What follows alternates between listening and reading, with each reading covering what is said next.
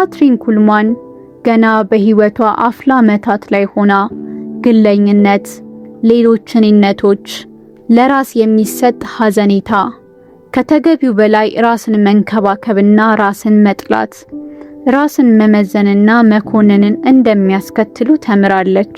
ካትሪን ማንኛውም ሰው ይህንን ዋጋ ለመክፈል ፈቃደኛ ቢሆን መንፈስ ቅዱስ በህይወቱ እንደሚሰራ ሁልጊዜም ትናገራለች። ዋጋ መክፈል የአንድ ጊዜ ብቻ ልምምድ አይደለም።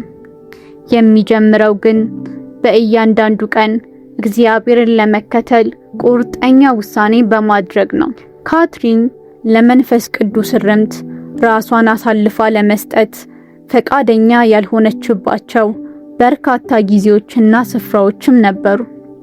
አስደሳቹ ነገር ግን የክርስቶስ ኢየሱስ አካል ለሆነችው ቤተክርስቲያን ምሳሌ ትሆንና እኛም ፈለጓን እንከተል ዘንድ ወደ ትክክለኛው ምርጫ መጥታለች። ልቧ ለክርስቶስ የተሸጠ ነበር። የአገልግሎቷ ሚስጥርም ይኸው ነው። ልቧ በክርስቶስ ላይ ያተኮረ ነው። ለእርሱ ታማኝ ለመሆንና መንፈስ ቅዱስን ላለማሳዘን ወስና ነበር። በካትሪን የመጀመሪያዎቹ የአገልግሎት ዓመታት ሌሎች ሁለት ባህሪያት እየዳበሩ መጥተው ነበር። ለእግዚአብሔርና ለእግዚአብሔር ሕዝብ ፍጹም መሰጠትና ታማኝነት። በእነዚህ በህይወቷ መነሻ ላይ በተመሰረቱ ባህሪያት ላይ ሆና ካትሪን መንፈሳዊ መረዳቷን አሰፋች። ሰዎችን ለተጠሩበት ጥሪ ፈጽሞ የተሰጡ አድርጎ የሚያቆያቸው ምንድን ነው? የካትሪን መልስ ታማኝነት የሚል ነው።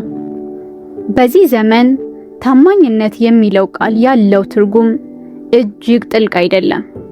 ምክንያቱም በተግባር ላይ የሚውለው በጥቂቱ ብቻ ስለሆነ ነው።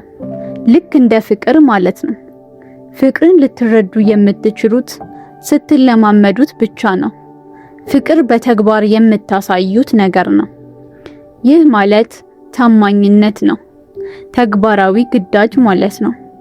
ፍጹም መሰጠት ማለት ነው። ልቤ በመንገዱ ላይ ያተኮረ ነው። ማንኛውንም ዋጋ በመክፈል እታመንለታለሁ። ታማኝነት ለአንድ ሰው ወይም ለአንድ ነገር ካለን ጊዜያዊ ከሆነ ፍላጎት እጅግ በጣም የላቀ ነው።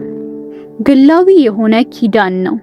እጅግ አርቀን ከተመለከትነው ታማኝነት ማለት እነሆኝ አለውልህ፣ እኔን ልትልክ ትችላለህ፣ አንተን ከመታዘዝ ዝንፍ አልልም ማለት ነው። በሌላ ቋንቋ ለአገልግሎት ለተጠሩት ለነዚህ ታማኝነት ማለት ሊገለጽ የሚችለው ከእግዚአብሔር ጥሪ ንቅንቅ ላለማለት በሚወስኑት ውሳኔ ነው። ቆንጥረ ከእነርሱ ለመውሰድ አልመህ በአንድ ነገር ላይ አትጨምር፣ ዝም ብለህ ጨምር።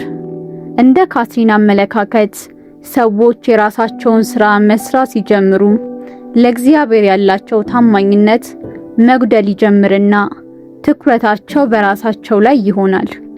ካትሪን በህይወት ዘመኗ አስደንጋጭ የሆነ ከባድ ሐዘን ያጋጠማት በ1934 ዓመተ ምህረት የተወደደው አባቷ በመኪና አደጋ በሞተ ጊዜ ነበር።